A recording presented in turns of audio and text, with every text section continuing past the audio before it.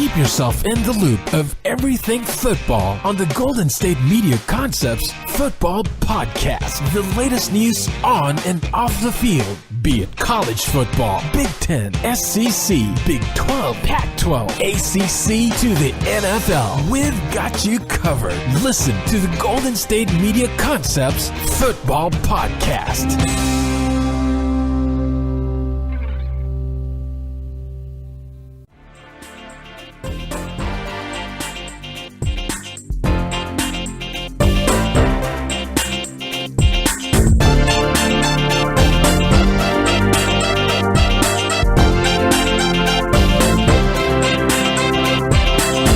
All right, and welcome to the GSMC Football Podcast. This episode is brought to you by the GSMC Podcast Network, and as always, I am your host, Jesse Tapia. All right, here we are, middle of the week. Got a football game going on tomorrow. Can't wait. Hall of Fame game. You already know about it. I've already talked enough about it. But either way, that's tomorrow. I'm assuming it's got to be on about, 5 or 5:30, I'm guessing? Let me see if I can check the time for it real quick. Let's see, 5 o'clock, Canton, Ohio. Tom Benson Hall of Fame Field, I'm assuming is what it's called. You even got the lines up. Baltimore by 2.5. I feel like that's a good pick right there. I mean, I'm assuming Baltimore is going to be playing with RG3 and Lamar Jackson for most of that game, but I'm assuming that unless Chase Daniels just drastically improved, he's not better than those two guys, and usually the team with the best quarterback, especially when it's preseason, wins. Meaning, Ravens are going to be trotting out Flacco, RG3, and Lamar Jackson. They got this one in the bag, right? All right. I'm curious to see what Lamar Jackson looks like tomorrow. Been a lot of talk about him. I know if this guy doesn't complete more than 65% of his passes, his accuracy is going to get brought up in some way, shape, or form. It's just the way it goes, I guess. But either way, we got into that. And then let's see if we got preseason week 1. Preseason week 1 starts Thursday, August 9th. We will be having the Panthers, Bills, Bears, Bengals, Dolphins, Buccaneers, Browns, Giants, Steelers, Eagles, Saints, Jags, Redskins, Patriots, Rams, Ravens, Titans, Packers, Texans, Chiefs, Cowboys, 49ers, Colts, Seahawks, Falcons, Jets, Lions, Raiders playing. Or actually, no. Falcons, Jets, Lions, Raiders is on Friday. Colts, Seahawks is the last day of Thursday's opening week 1 for preseason. Let's see. We got the lines and everything. Bills favored by 2.5 against the Panthers. Probably the only game they'll be favored in this season. Dolphins, 1.5 point favorites over the Bucks. Giants, 2.5 point favorites over the Browns. Eagles, 3 point favorites over the Steelers. Jacksonville, 2.5 point favorites over the Saints. New England, 4.5 point favorites over the Redskins. And then let's see, you got the Kansas City, 2.5 point favorites over the Texans. San Francisco's 3.5 point favorites over Dallas. And then you got Seattle, with 3 point favorites over the Colts. You got to be a special type person if you're gambling on preseason football too, let me tell you. I mean, if that's your thing, that's your thing, but I don't think I could ever do that. But I feel like gambling on preseason football might be a little easy. Considering you probably just bet on the youngest team. I mean, usually how it goes. Veterans don't really play too much. All the younger guys usually get all the work. I don't know. That'd be my little go about it. But either way, let me tell you what we're talking about. So, turns out the Seahawks stink, and Doug Baldwin's going to be out for most of the preseason. The Eagles are scaling back Carson Wentz's camp participation. I mean, I have no problem with that. We'll talk about that in the second segment. And then the third segment, the Patriots have absolutely 0 wide receivers on their team. That's an over-exaggeration, but they're looking pretty thin at the position. So we'll be talking about that. Just give my thoughts on it all. And then for the fourth segment, as we always do, we'll be talking about anything else going on in the world of football. Maybe we talk more about this Hall of Fame game. Maybe we talk about some other wacky stuff going on in football. Who knows? I like to keep that fourth segment pretty open because that just leaves the imagination available to work. So that's how it's going to go down today. Literally cannot wait for tomorrow.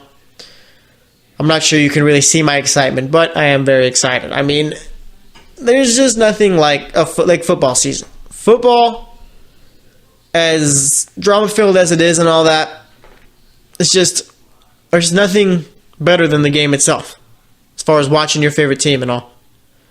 Basketball, I think, has become my second favorite sport to watch, but it doesn't have the same kind of hype or excitement factor that the NFL does. The MLB is about as boring as it could get. I mean, I still watch and all that, but as far as the way they market their game, I mean, you got to really force yourself to get into it and stay into it in order to stay there. NHL, I don't get as excited for that season as I do football or basketball. Soccer, World Cup, that did bring a lot of excitement, but like I said, it just doesn't come close to the game of football, to the NFL. My team's probably going to stink this season. They usually do, but I mean, like I said, it's football season finally. Way too early Super Bowl picks. I'd say Philly and Jacksonville right now. Maybe the Rams. I don't know. But as of right now, I'm going Philly, Jacksonville. I mean, Philly, you got to stick to it. And the Eagles, once again, are probably going to have to go a season where they field two quarterbacks. And the one who was their starter week one isn't the one who's going to end up winning the Super Bowl for them. If that's how it happens, that's probably how it will happen. And that's got to be like a first, isn't it? First team to start different quarterbacks in back-to-back seasons week one and win back-to-back Super Bowls with different quarterbacks to end the season. I'm just saying. That stat might have to get credited by me. Or credited to me if the Eagles end up winning the Super Bowl. But like I said, there's an NFC team out there who I think really stinks, and it's Seattle. I mean, Seattle, they had a good run. Okay, we'll say that. Pete Carroll took over this team in 2010. That year, they won the NFC West, finishing 7-9. I mean, absolutely disgusting there. You had them winning a playoff game against the Saints that year. For those that don't remember, that was the Marshawn Lynch Beastquake game. I think, is that what we call it? Where he had that run where basically no one on the Saints could tackle the guy. It's wild to me how no one went low on Marshawn Lynch either to try and tackle him. Everyone went up high. But, I mean, what do I know, right? So they end up winning that game. They end up losing to the Bears in the divisional round. The next year, they go 7-9 once again. End up finishing third this time. 7-9 turns out it wasn't good enough to win you back-to-back division titles. And then 2012 is where we really started to see them creep up, make their way back to the top. And coincidentally enough, that 2012 year was the year they drafted Russell Wilson and decided to start him instead of Matt Flynn. Imagine if Pete Carroll pretty much just sticks to the business approach to it and ends up starting Matt Flynn because he's the one that they're paying instead of Russell Wilson. I mean, imagine how that would have won for this franchise. Like, obviously, Russell Wilson probably would have became the starting quarterback for this team. There's a point where you start Matt Flynn week one that year, and that changes up that entire 2012 season. In 2012 season, Russell Wilson goes 11-5. They win the wild card round against the Redskins, beating RG3, his fellow rookie in that draft class. Then they lose to the Falcons, 30-28 in the divisional round. The next year, they're Super Bowl champs. They go 13-3 that season. Legion of Boom is, I guess we could say, officially on the map that year. They win the divisional round against the Saints, beat the 49ers in the NFC Championship. That was the game where Richard Sherman yelled at Aaron Andrews a whole lot after the game. And that little post-game, I guess, I don't want to call it a press conference because, I mean, it was on the field, but you get what I'm saying. Then they blow out the Broncos 43-8 in one of the more shocking Super Bowl results ever, I'd say. Not just because the Seahawks won, but because they blew out the Broncos as bad as they did. Let's not forget the Broncos had the number one offense that year. The next year, they go 12-4. Finished first in the division. Win the division round against the Panthers. Beat the Packers in that overtime game where the Packers messed up on that onside kick. And then lose to the Patriots because Pete Carroll figured it'd be a good idea to throw the ball on the 1 yard line instead of giving it to the man no one can tackle. 2015, they win the wild card game against the Vikings, actually finished second in that division that year. Who won the division 2015? I'd have to double check that. But either way, they finished second. Win the wild card round against the Vikings. Losing the divisional round to the Panthers, who eventually go on to lose the Super Bowl to the Broncos. And then 2016, the last year they made the playoffs, they go 10-5-1, finish first. Win the wild card round against the Lions, and losing the division round to the Falcons, who eventually blew a 28-3 lead to the Patriots in the Super Bowl that year. Last year they go 9-7, miss out on the playoffs, finishing second in the division. And it's just like now, like I said, there's a whole bunch of uncertainty surrounding this team. I mean, Doug Baldwin's going to be out for the preseason, so that means a lot of time he's going to have to miss. And it's just a point where Legion of Boom is gone. Earl Thomas, it seems, is either going to be playing week 1 for a different team or just sitting out until something happens with his contract. And I'm just not sure that this is a job that Pete Carroll and Russell Wilson can fix on their own. Unless, of course, there is the chance of the Seahawks and Pete Carroll just drafting extremely well. Pete Carroll developing talent the way he always has with this team. That's the only saving grace for this team right now, and I'm not sure that's the way it's going to end up. So it's going to be interesting to see how, this team progresses throughout the season. But I think more so it's just the point of they got to be competitive, because I don't think it'll be tough for them to get over 500. Okay, so we'll wrap it up here. Next up, we're going to be talking about the Eagles, so stay tuned, and I'll be right back. Are you looking for help for your fantasy football team? Check out the GSMC Fantasy Football Podcast. Get today's best advice on who to start, who to sit, even who you should draft. From sleeper picks to red-hot lineups, they got it all covered for you. That's gsmcpodcast.com/fantasy-football-podcast. We'll cover traditional leagues, dynasty, PPR, even IDP leagues. When you need fantasy help, there's just one show to hit up. Don't forget to like them on Facebook and follow them on Twitter. Visit gsmcpodcast.com for more info.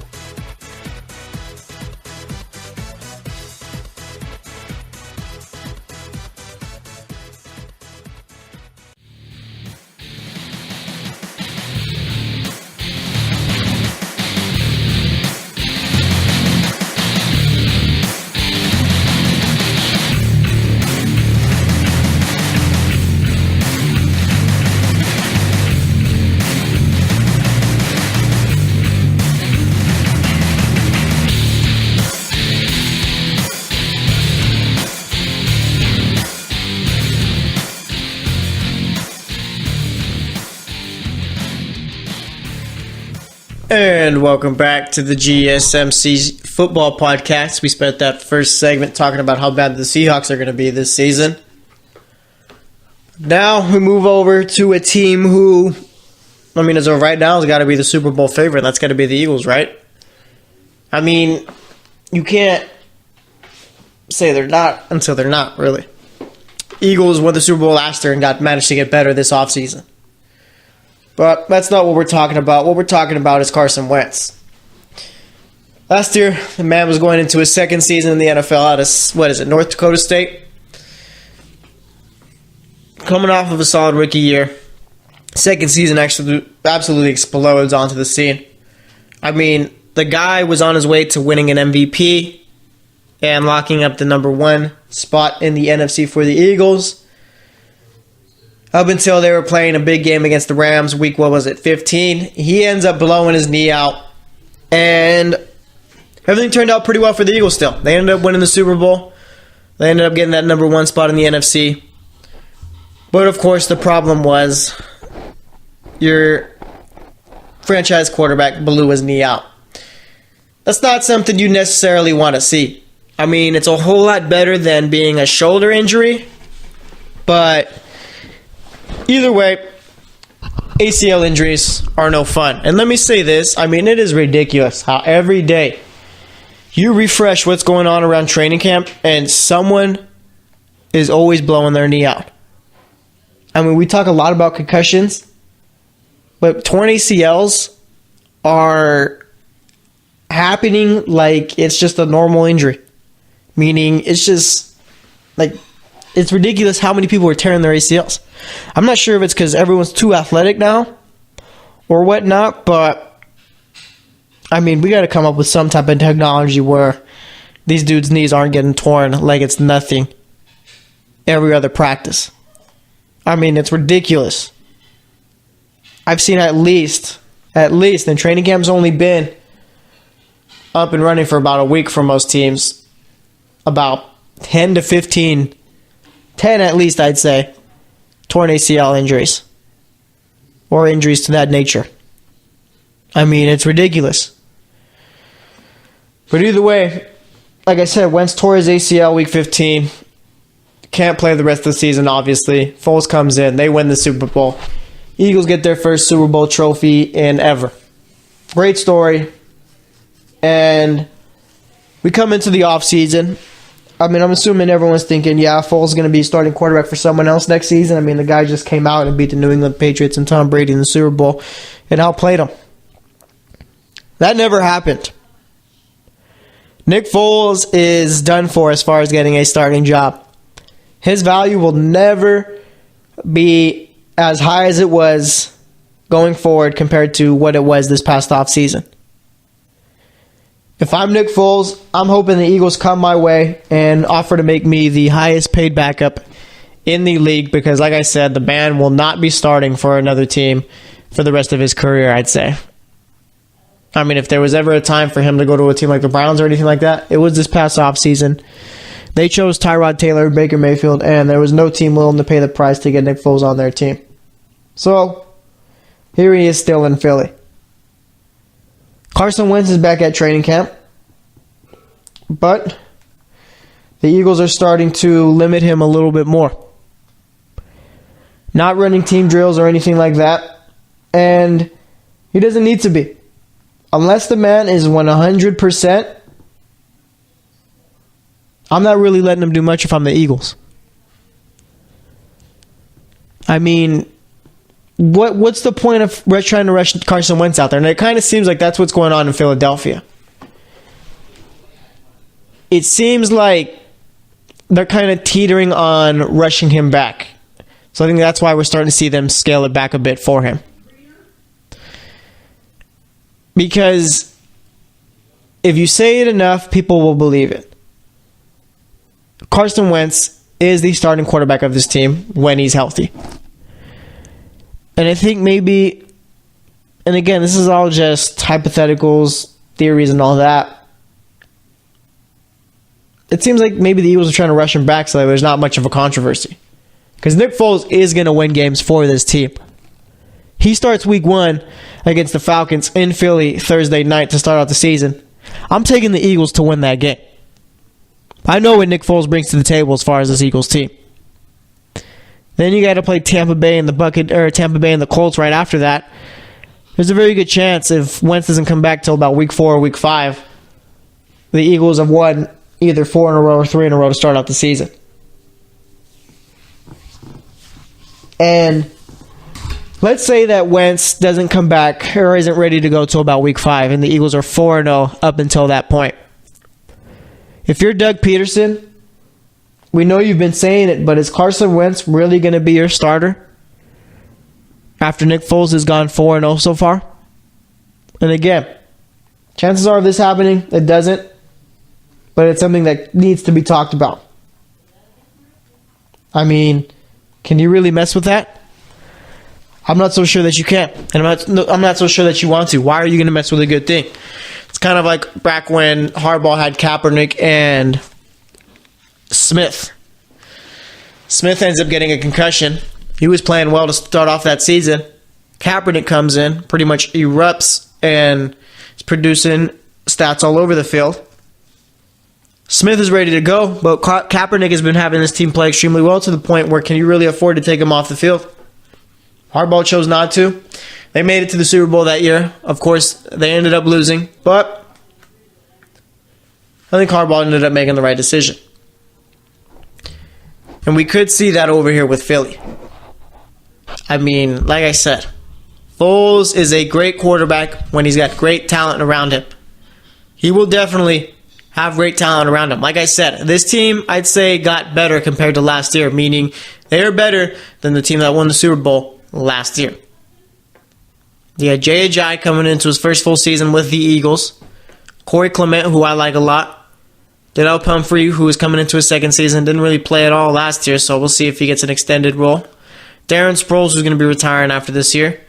You got Nelson Aguilar, who played extremely well in the slot last season. Alshon Jeffrey. I'm sure Matt Collins, who they're expecting to step up coming into his second year.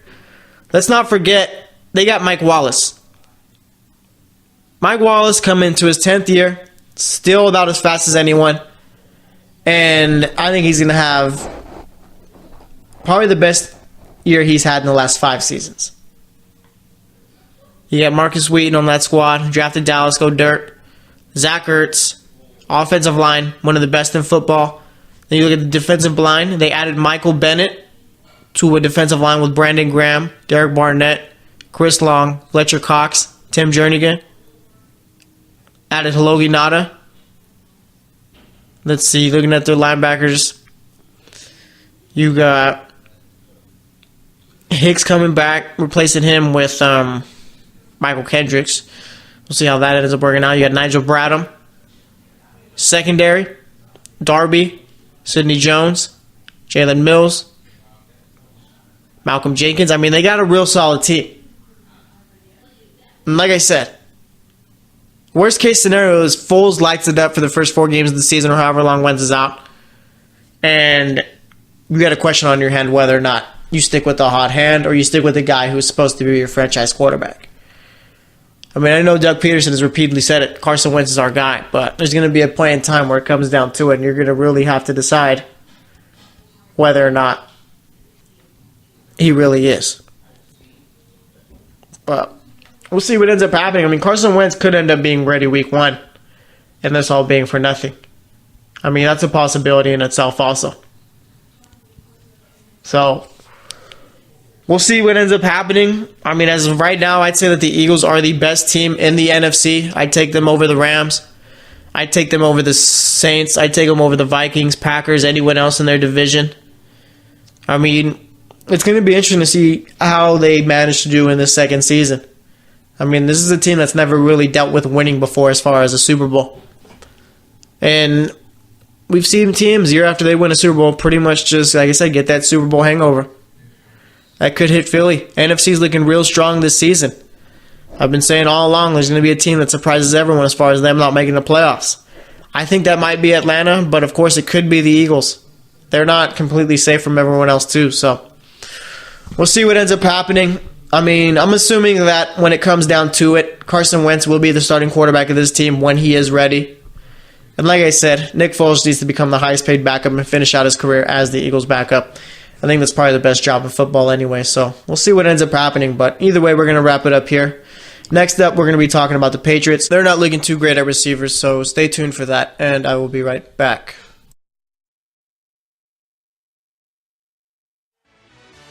Check out the show that's built on the MMA. From the UFC to extreme cage fighting, they got the fights covered. Check out the GSMC MMA podcast. Get the latest news on past or upcoming fights. Join us as we talk to and about some of the biggest names in the MMA, past, present, and future. When it's the fight game, there's just one show to check out. GSMCpodcast.com/MMA-podcast. Don't forget to like them on Facebook and follow them on Twitter. Visit GSMCpodcast.com for more info.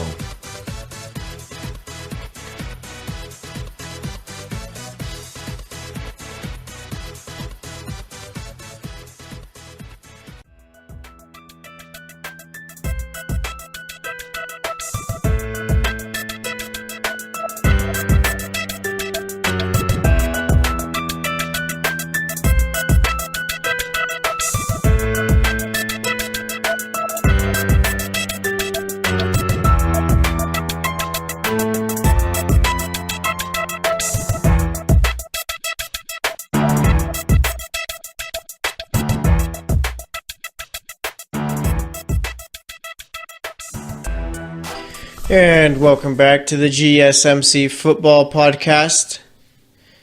Spent that first segment talking about the Seahawks, second segment on the Eagles, and now we move over to New England where they don't got too many receivers out there. Not as strong as they've usually been. I mean, have New England receivers ever been relatively strong? I mean, off the top of my head, I think of Randy Moss, Deion Branch, but none that really jumped off the table to me. But either way, yeah, this team, I mean, they're real thin at the wide receiver position. Ended up cutting Jordan Matthews today. You got to figure that might be the end of his career. I feel like once you start your career off with a different team, you get injured, the Patriots pick you up, and then they end up cutting you. That just pretty much tells the league, yeah, this guy doesn't really got it anymore. So we'll see if a new team ends up picking up Jordan Matthews. But either way, I mean, they got Edelman, who's suspended for 4 games. Hogan, who's pretty reliable, I'd say. Malcolm Mitchell, who has, this is his 3rd year, but we haven't really seen him play. So we really don't know what kind of receiver he's going to be like. And then, like I said, they drafted Braxton Berrios. He's a rookie. Patriots, like I said, just real thin at receiver. And is that going to be a problem? I mean, has it ever been? Honestly. Added Cordell Patterson this offseason. I'm assuming they're starting 3 receivers week 1 are going to be... It's got to be Chris Hogan. I'm assuming Kenny Britt and either Malcolm Mitchell or Braxton Berrios. And there's a point where, yeah, Brady can still get the job done. But, I mean, he's going to have some type of talent around him at least, doesn't he? And then again, I mean, all Brady's really got to do is throw the ball to Rob Gronkowski. You do that, and you're pretty well set up as far as your offense goes. But, like I said, I mean, they only drafted Braxton Berrios. Didn't really feel like they needed to add to that wide receiver position. Maybe this is a year where we see them run the ball a whole lot more. I mean, they brought on Jeremy Hill, signed him over from Cincinnati. They drafted Sonny Michel in the 1st round. Also added some offensive line help. So, I mean, that could just be the case here. The Patriots are more so shifting to being a running the football type of team. That's a possibility. I mean, Brady is 40 right now. Let me see. When does Brady turn 41? And I mean, Brady's age, I think, at this point is pretty irrelevant as far as his play. Because, I mean, the guy has seemingly got better each of the last 5 years. So, yeah, he'll be 41 in 2 days. I mean, we've been waiting for Brady to kind of just start to fall off, and that hasn't happened, so I'm not really going to wait for that this season. But looking at the Patriots, they've made the Super Bowl last 2 years. Let me see if I could take a look at their, past history. Because, I mean, it seems like this team's in the Super Bowl year after year, and it's rare when we don't see them. But I honestly think that this is going to be a year where they don't end up making it back to the Super Bowl. I think we're going to really see a different team this year. And, I mean, Brady's only got about, a couple more years left? His wife has brought up concussions. Brady's already pretty much accomplished everything. So let's see. We'll go to the top. So this past season, we saw them go 13-3, lose to Philly in the Super Bowl. Year before that, they beat Atlanta in the Super Bowl. 2015, they lost in the conference championship. 2014, they won the Super Bowl, ended up beating the Seahawks. 2013, 2012, lost in the conference championship both times. 2011, lost in the Super Bowl. If I'm not mistaken, that was to Eli Manning. 2010, lost in the division. 2009, lost in the wild card round. So, the last, from 2011 and up, they've either been in the conference championship or the Super Bowl. I'm not going to go out and say they're not going to make the conference championship round this season. I do think they will. It's just a matter of, are they playing Pittsburgh or Jacksonville in that game? And I don't know. Can we actually say that it's a guarantee the Patriots will be in the conference championship? I mean, I feel like we do this every year trying to doubt them a bit. I'm not trying to doubt them. I'm just trying to figure out whether or not this problem at receiver is going to be a real problem or if it's just a quote-unquote problem. And I'm not so sure that we can count on this bringing down the Patriots. And I mean, the run that they've been on is absolutely ridiculous from 2001 and on.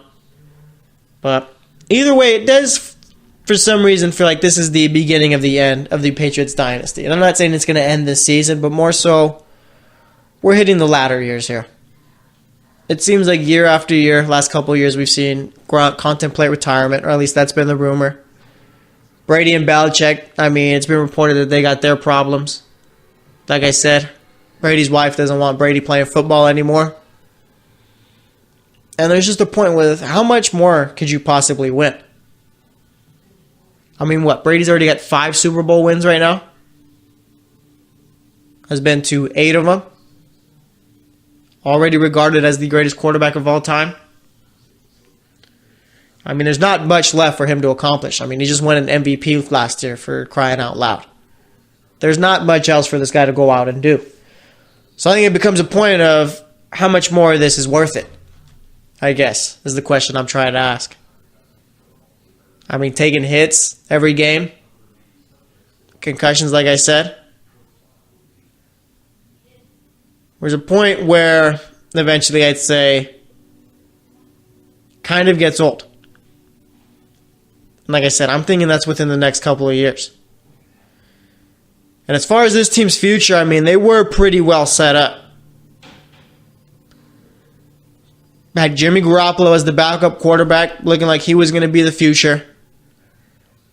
And it seems Robert Kraft ended up making Belichick trade him for a second-round pick over to San Francisco. And now that quarterback situation isn't really too great either. I mean, the Patriots could go out, win a Super Bowl, and Brady call it quits right then and there. And the Patriots are in a real bad spot after that because they have no successor to the quarterback. Brissett plays for the Colts. Garoppolo's now a 49er. And if I'm not mistaken, I think they might have. Yeah, they did end up drafting the quarterback in the 7th round, Danny Aitling, quarterback at LSU. I mean, but it's a 7th-round pick. I don't really expect him to stick around too much, but I'm sure neither did anyone with Tom Brady. But like I said, I mean, this upcoming year, they're really going to have to draft one, whether or not Brady is there or not. Because, I mean, I don't know, I just feel like they're in a bad spot for the future. Like, these next couple of years, sure, they can win now, but after that, I mean, there's not much certainty there. Who's to say Gronk doesn't retire the same year Brady does?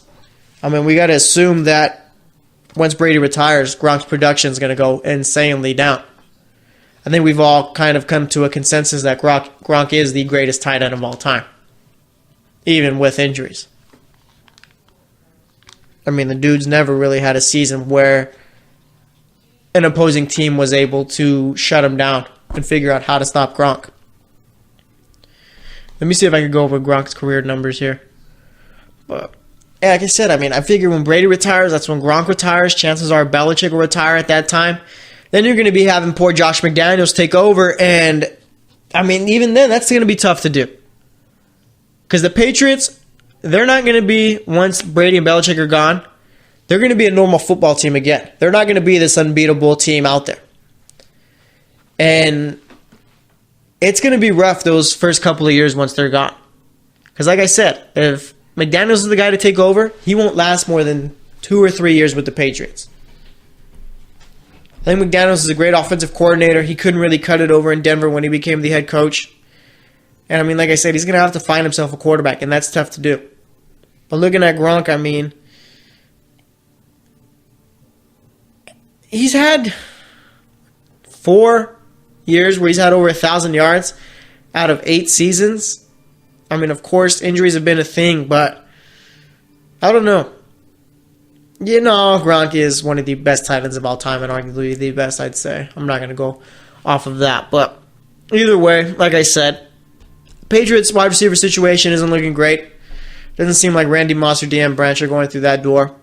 And, I mean, as far as their future, there's not much to be excited about after Brady and Belichick. So that's all I got to say about that. This next segment, we'll be talking about anything else going on in the world of sports. So stay tuned, and I will be right back. Check out the show built around the women of MMA. From the UFC to the extreme cage fighting, we got the fights covered. Listen. It's the Golden State Media Concepts Women's MMA Podcast. The latest news of upcoming fights, discussions of previous matches. Join us as we talk to and about the biggest names in women's mixed martial arts, past, present, and future. When it's the women's fight game, you know where to listen to. The Golden State Media Concepts Women's MMA Podcast.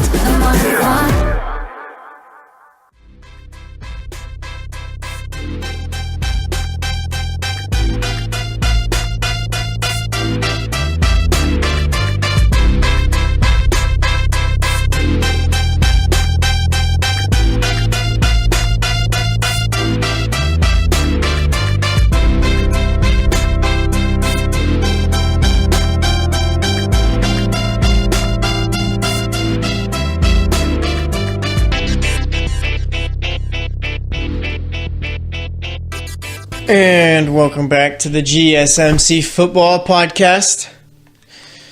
So far today, we spent the first segment talking about how bad the Seahawks are going to be. We spent the second segment talking about the Eagles and Carson Wentz. And the third segment talking about the Patriots wide receiver situation. As you know, for the fourth segment, we usually talk about anything else going on in the world of football. And I still feel like Sean Merriman, former Chargers linebacker, still exists among the world of football. So whenever he's in the news, it makes it on this show. Sean Merriman is going to be given bare-knuckle boxing a try. And, I mean, congrats, I guess. I don't know, man.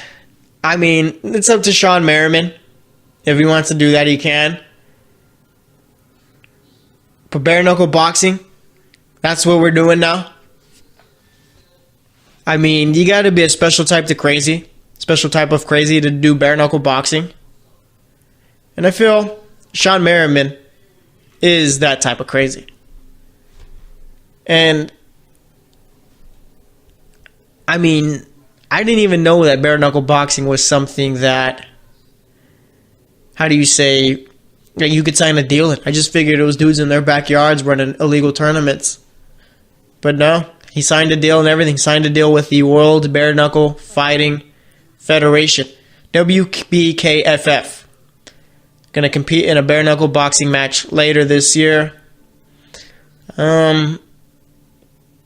Let's see what else I could find about this. I mean, he says it's something he wants to do.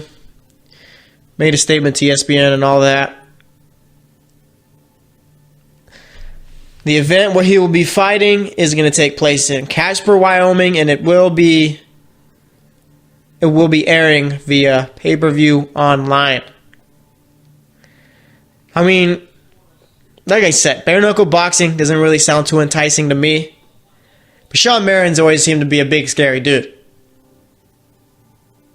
And I figured if anyone's going to be able to do this, it's Sean Merriman. I mean, he's only 34 right now, so he's still pretty young. I'm thinking something else. Maybe you go join the XFL or AAF, if you still got it. I mean, that's a big name right there. You bring in guys like that, people are going to come watch, like I've said.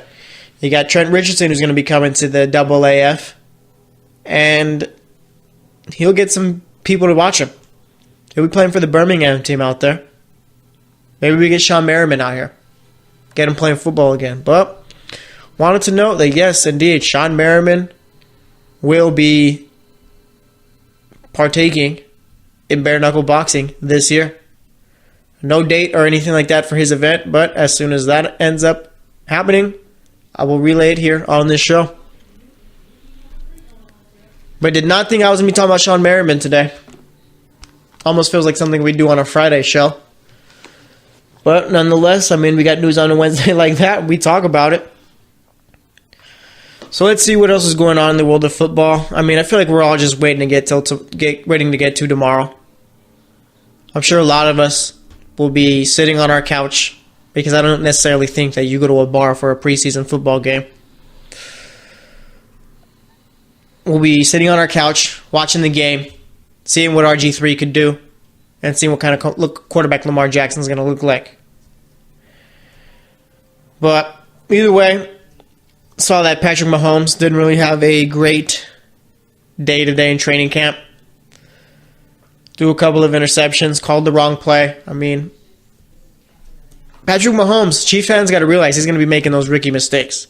I highly doubt he'll call the wrong play in a game or anything like that. But there will be times where you kind of see him make a throw and it's just like, wait, what was that? Mahomes is a second-year quarterback, but he's basically a rookie since he barely even played last season. Only played Week 17.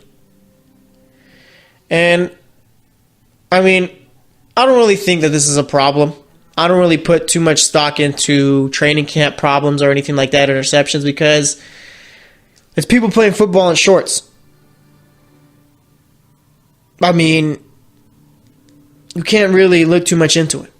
Of course, now they're starting to put on the pads and all that, but either way, we're not going to really see what Mahomes can do until he's out there Week 1 playing against someone other than his own defense. I mean, you're never going to get the full experience playing against your own team. But, I mean, I think the Chiefs are going to be pretty decent this season. I'm not sure where I have them record-wise. But as far as it all goes down, I mean, Andy Reid has always shown us that he can work well with quarterbacks. I mean, Donovan McNabb, Michael Vick, Kevin Kolb, Alex Smith, and now his latest project is Patrick Mahomes. Mahomes has got the weapons around him. Best tight end in the league. Second best tight end in the league. One of the most explosive playmakers at receiver. And then a second-year running back who, I mean, just absolutely dominated in his rookie season. I think you had Kareem Hunt running for 1,300 yards this past season. Defense is a bit of a question. Last year they were really old, got rid of a lot of the older guys and brought in some new guys, but now it's just the point of you got to develop those new guys, and I highly doubt that they'll be ready to go Week 1. And you did trade away Marcus Peters over to the Rams. Did bring on, what was his name? Is it Kendall Fuller? I believe it was from the Redskins. It's either Kyle Fuller or Kendall Fuller, and I'm almost positive it is Kendall Fuller. But either way, I mean, like I said, Chiefs, they do have a possibility of winning that division. Because you look at the Chargers, it seems like they're all getting hurt right now. Tight end position is pretty much as thin as they could get. You lost Jason Verrett for the season already. Almost lost. Williams ended up getting hurt today, I think it was too, so they got to see what's going on with him. And Phillip Rivers tends to not play well when it matters most. As for the Broncos, no one's really too sure about them. Defense last 2 years kind of took a break given that they had to play the entire game for the last couple of years, it seems. Finally brought in a decent quarterback in Case Keenum. You got Devontae Booker and Freeman who are going to be fighting for that starting running back job. I like the receivers. I think Thomas and Sanders still got it. Also, I think they drafted Cortland Sutton, unless I'm mistaken. And then, like I said, I mean, as far as their defense goes, I mean, if they're not playing as well as they should be, Broncos won't be anything to be worried about. And then you got the Raiders. I don't know about that team, man. I'm kind of shifting to where I kind of want to pick KC as my division winners in that AFC West, but I guess I got to stick with the Chargers at this point. Can't be flip-flopping just yet. But either way, like I said, I mean, Mahomes had a bad day at camp. I don't really put too much stock into it. It's training camp. I mean, he's basically a rookie quarterback at this point, so he's going to throw interceptions. He's going to have some problems as far as calling plays. As long as he's not doing that during the regular season, I think everyone's just going to be fine. Okay? But either way, let's see. Anything else going on in the world of football right now before we wrap it up? For some reason, the Dolphins had Ryan Tannehill playing out there without a red jersey, meaning he could be hit. Cam Wake hit him pretty good today, I guess, at training camp. Tannehill was a bit slow getting up, but ended up running sprints, I think, at the end of practice, so he's fine. I mean, I don't understand why he doesn't got the red jersey on. Adam Gase should know that this season does completely depend on that quarterback. If Tannehill goes out for the season, then, there's no point in them playing one game this season. They'd have to go into the season with either Brock Osweiler or David Fales as their quarterback unless they just picked one up off of free agency. But, that's the only real notable thing left. So we're going to wrap it up here. Like I said, tomorrow we get the Hall of Fame game. We'll be recording before that game, so either way, we're going to wrap it up, like I said. So thanks for listening to the GSMC Football Podcast. As always, I am your host, Jesse Tapia. Football is back tomorrow. Get excited. We'll talk about the game tomorrow itself on Friday, and maybe we'll preview a little something about it tomorrow on tomorrow's episode. So thanks for listening, and I will talk to you guys later. You've been listening to the Golden State Media Concepts Football Podcast, part of the Golden State Media Concepts Podcast Network. You can find this show and others like it at www.gsmcpodcast.com. Download our podcast on iTunes, Stitcher, SoundCloud, and Google Play. Just type in GSMC to find all the shows from the Golden State Media Concepts Podcast Network, from movies to music, from sports to entertainment, and even weird news. You can also follow us on Twitter and on Facebook. Thank you, and we hope you have enjoyed today's program.